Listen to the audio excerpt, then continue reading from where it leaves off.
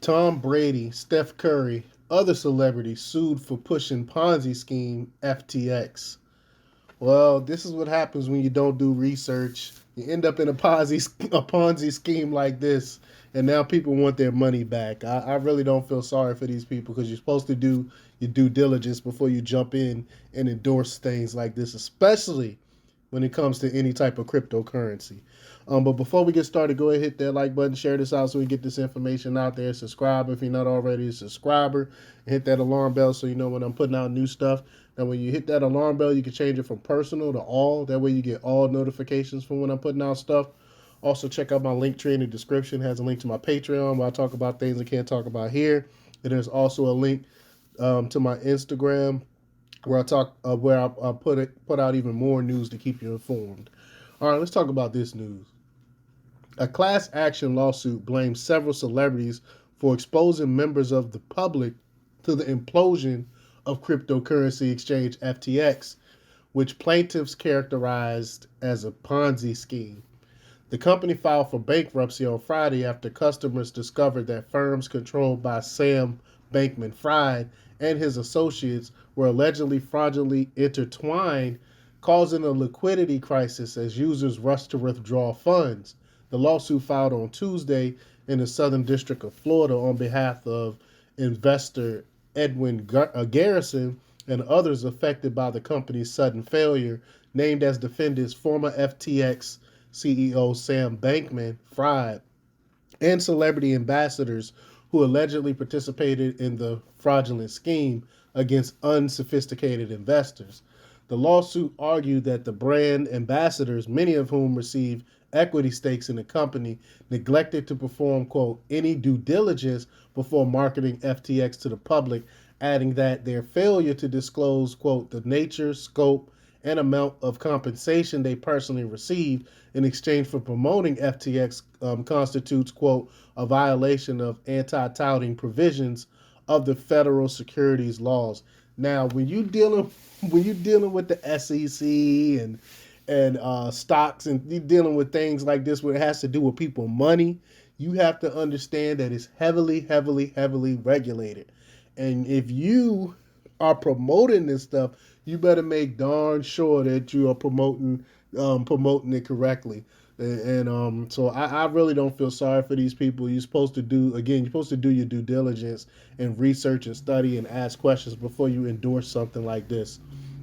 Among the defendants listed were Tampa Bay Buccaneers quarterback Tom Brady and supermodel ex-wife uh, Gisele Bonchin. I know I pronounced her name wrong, who appeared in the advertisement for the company and held equity stakes. The lawsuit also noted that celebrity investor Kevin O'Leary assured the public that FTX was a reliable entity as recently as last month. And if y'all don't know, that's Kevin O'Leary from Shark Tank. They call him Mr. Wonderful. I can't believe he even got caught up in this scheme.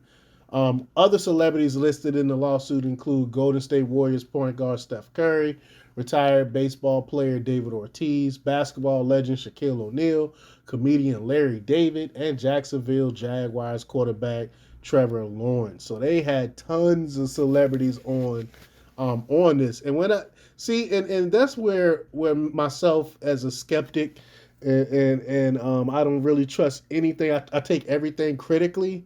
When I see a bunch of celebrities jumping on board of something like this, I automatically think, nah, I'm good.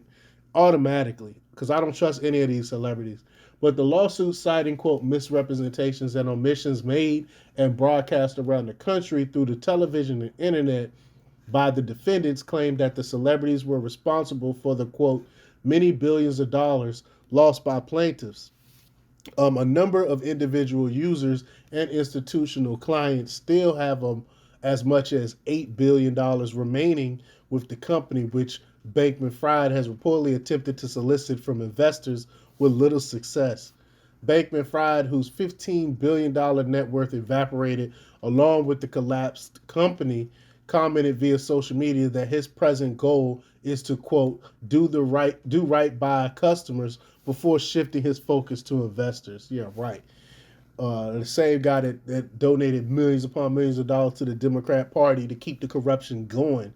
referencing his coverage from the media as a cryptocurrency wonderkind, some of which continued even after his company declared bankruptcy.